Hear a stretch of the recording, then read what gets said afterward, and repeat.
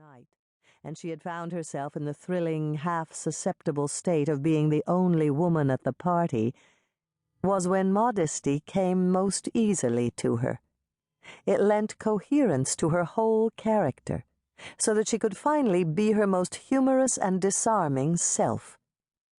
But all that had been a world ago, and she tried to think about it as little as possible, now that she came home to an apartment that was not hers, and to a man who was neither a spouse nor a lover, but who seemed to demand more of her than either possibly could.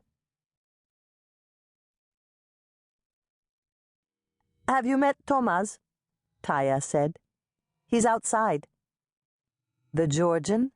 Ilona went to the sink to rinse off her hands. "I hope you didn't invite him here for me." Her fingers were grainy with the watermelon she'd been slicing. She ran them under the tap and felt around on the counter for her rings. "I didn't invite him at all. He came with the Gureviches." "He's a bit young, no?" Ilona slipped on the bigger of the 3 rings first, a teardrop diamond in a 5-prong setting.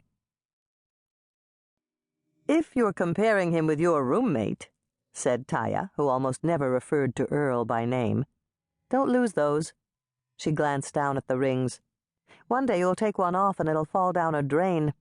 Some women don't even wear the jewelry they own. They have copies made."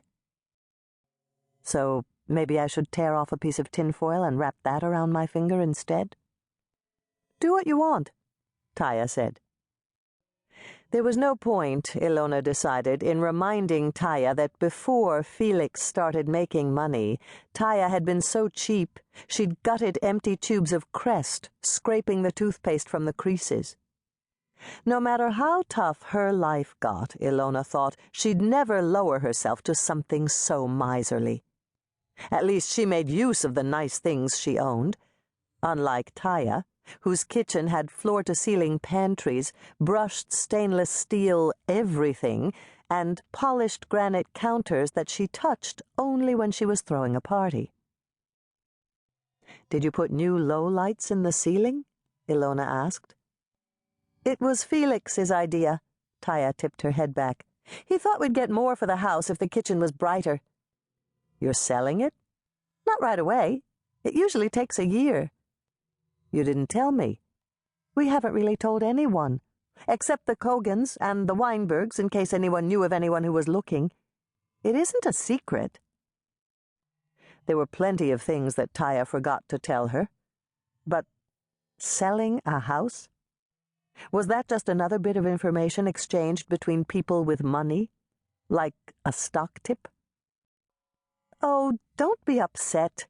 A year's a long time. You can still come here, whenever you need to get away from that man. Come this weekend. We're going to Providence for Parents' Day. You could drop in and water the plants, feed the cat." Taya laid down her paring knife and stood up. "Let me find you a key." "I still have the key from last time," Ilona said. She couldn't tell if Taya was offering her a favor or asking for one. Just as she couldn't judge if her friends kept things to themselves to protect her feelings, or because they found her irrelevant. She knew they gossiped.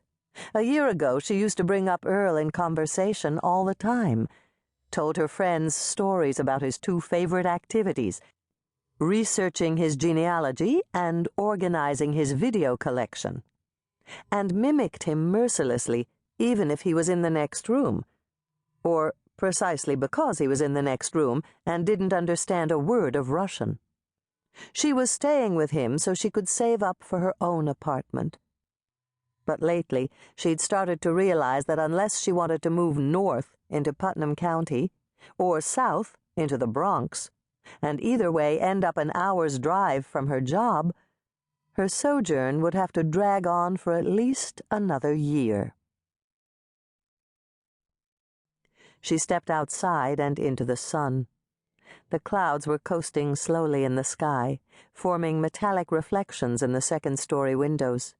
The air was smoky from the grill. On the patio, 2 men were lamenting the loss of jobs to Bangalore. Ilona walked past the Kogans and the Ulitskis.